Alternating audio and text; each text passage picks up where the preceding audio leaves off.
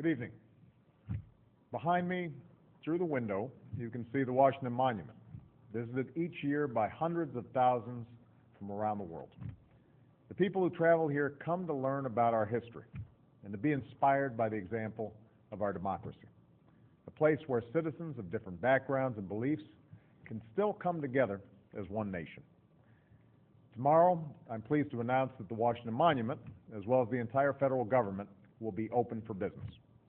And that's because today, Americans of different beliefs came together again.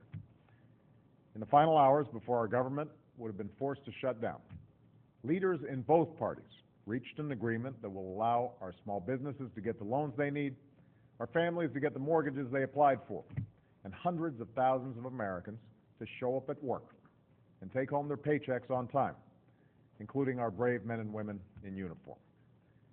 This agreement between Democrats and Republicans, on behalf of all Americans, is on a budget that invests in our future while making the largest annual spending cut in our history. Like any worthwhile compromise, both sides had to make tough decisions and give ground on issues that were important to them. And I certainly did that. Some of the cuts we agreed to will be painful. Programs people rely on will be cut back. Needed infrastructure projects will be delayed. And I would not have made these cuts in better circumstances. But beginning to live within our means is the only way to protect those investments that will help America compete for new jobs, investments in our kids' education and student loans, in clean energy and life-saving medical research. We protected the investments we need to win the future. At the same time, we also made sure that at the end of the day, this was a debate about spending cuts, not social issues like women's health and the protection of our air and water. These are important issues that deserve discussion, just not during a debate about our budget. I want to thank Speaker Boehner and Senator Reid for their leadership and their dedication during this process. A few months ago, I was able to sign a tax cut for American families because both parties worked through their differences and found common ground. Now the same cooperation will make possible the biggest annual spending cut in history. And it's my sincere hope that we can continue to come together as we face the many difficult challenges that lie ahead, from creating jobs and growing our economy to educating our children and reducing our deficit. That's what the American people expect us to do. That's why they sent us here.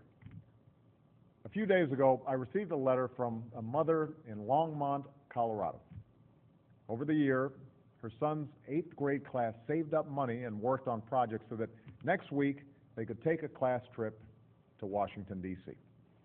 They even have an appointment to lay a wreath on the tomb of the unknown soldier.